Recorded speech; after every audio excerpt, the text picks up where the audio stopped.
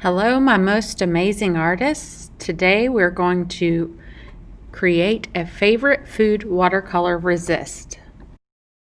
Before we get started on our artwork, we're going to talk about an artist who paints food in their art. An artist named Wayne Thiebaud, just like the Gators quarterback, was born in 1920 and is still living. He began his art career as a cartoonist and a designer before becoming an artist in the U.S. Navy. In 1960, he became an associate professor and continued to teach students for nearly 20 years. While he was with the Navy, Thiebaud spent time in New York on leave and began painting the pastries and other American food that he would become known for.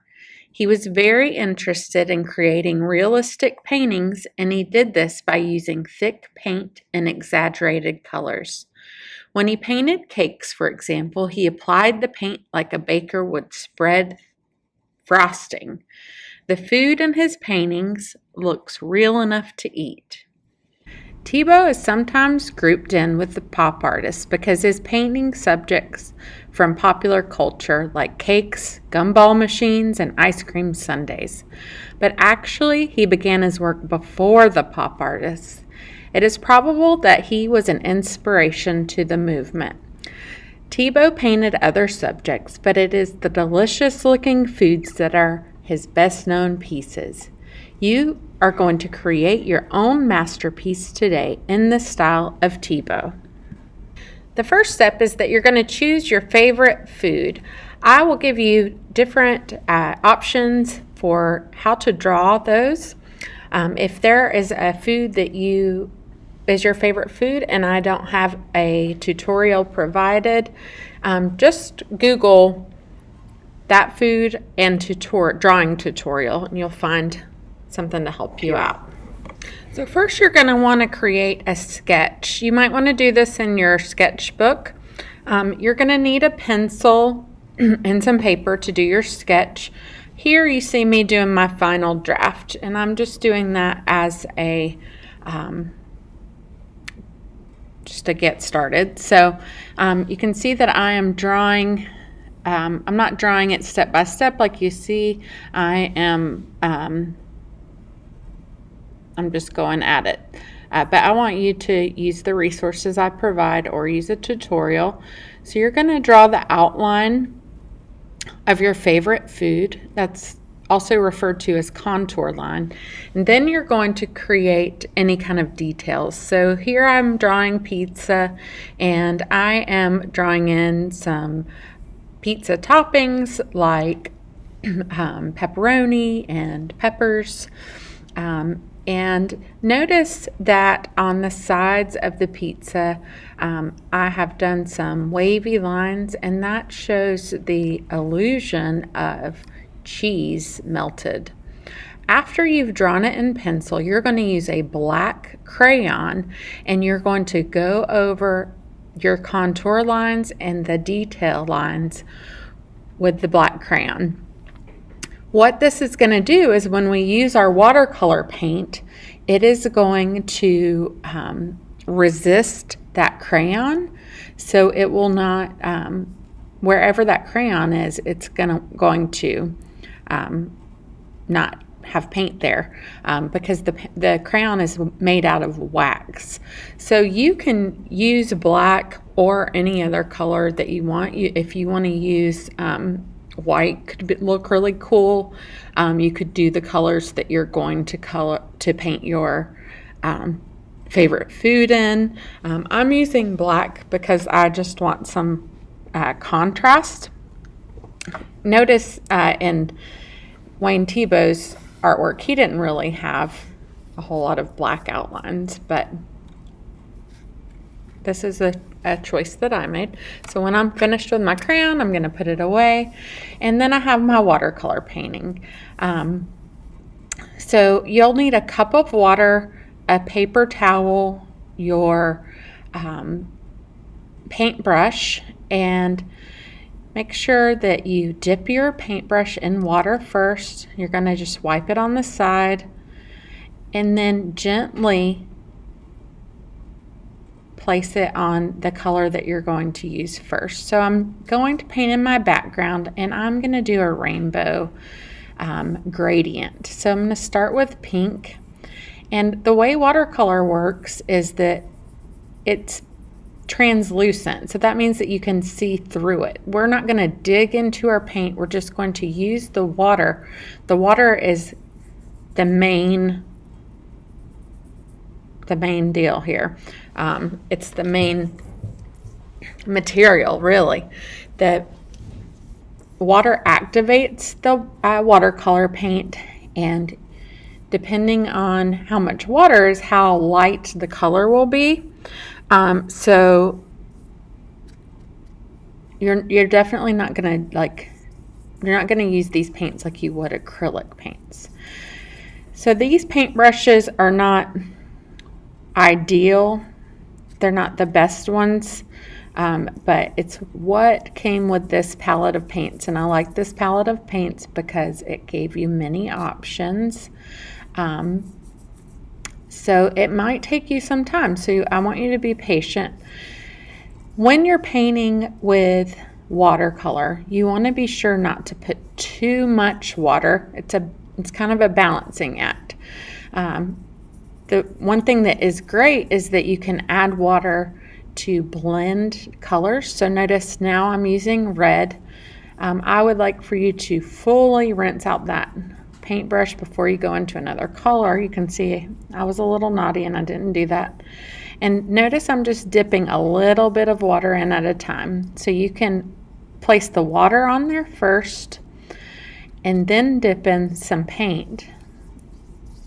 Just kind of play with it.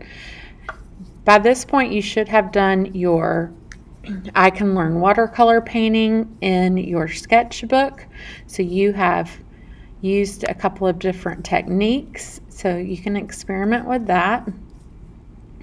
If you get any crayon on your paintbrush, then you are going to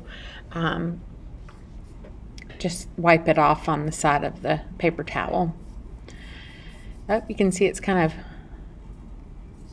what's called a bleed whenever you put in that watercolor.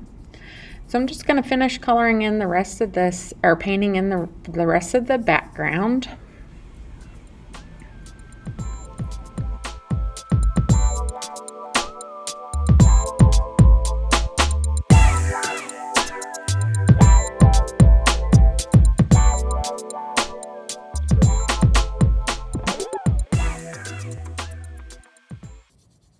As you finish up your background, you're going to really rinse that brush and wipe it on the side. Get a little water and start painting in your food. Using some yellow. You can add some extra water to make it have some different shades of yellow, different tints.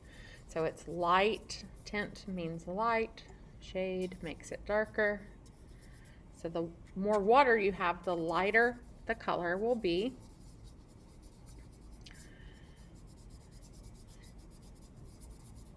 Take your time doing this. You could use any of the techniques that we practiced in your sketchbook.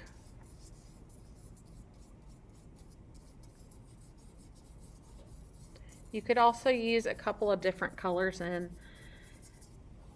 certain areas. Whatever appeals to you, it is your art, your masterpiece. I'm going to rinse my brush again, and now I'm going to do the details. I'm starting with my pepperoni. Notice it's pretty bright red. That means I don't have a ton of water on my brush, and you can see that it's kind of bleeding through the sides into the yellow. And I think that that's an interesting effect, so I'm going to leave it. It's doing it again. Oh, it kind of splattered, but that's okay. Maybe that's some pizza sauce. See, that one's a little lighter because I didn't dip into the paint again. I just got some water. So you can see there's a good bit. And I'm just barely touching the paint. I'm not digging into it. Oops, I accidentally went to the pink. And it's kind of bleeding again because that yellow is still wet. And when you do wet on wet, it does the bleed. I'm really rinsing my brush again before I use another color. I'm going to put in some green for my peppers. Have a fair amount of paint and less water on this. You see how far that went. I didn't get more paint for any of those. I'm really drying my brush off, and then you want to kind of make it pointy because you don't want your bristles of your brush to like be going everywhere. So now I'm getting some brown. You might need to move your palette around a little bit.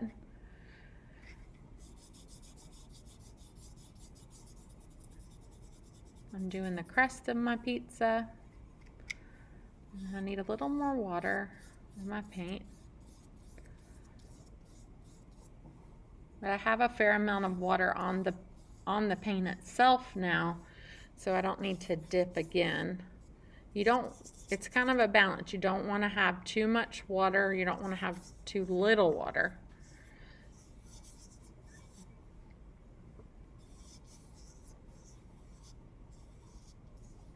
And if you go outside the lines a little bit, it's okay. You can use your paper towel and kind of dab it. You don't want to rub it because it'll make a hole in your paper, but if you just dab it, and it will soak up that paint and water.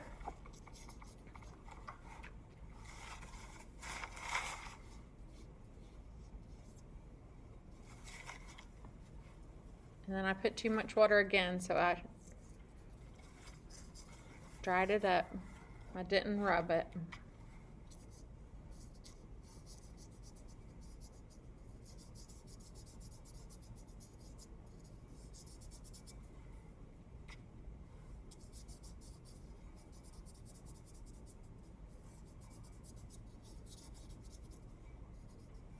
All right. If there are any little touch-ups you need to do, you're going to rinse that brush thoroughly, wipe it, make sure, and put your brush down, lay it down flat to dry. Let your painting dry, and voila, you have your favorite food watercolor resist. Great job.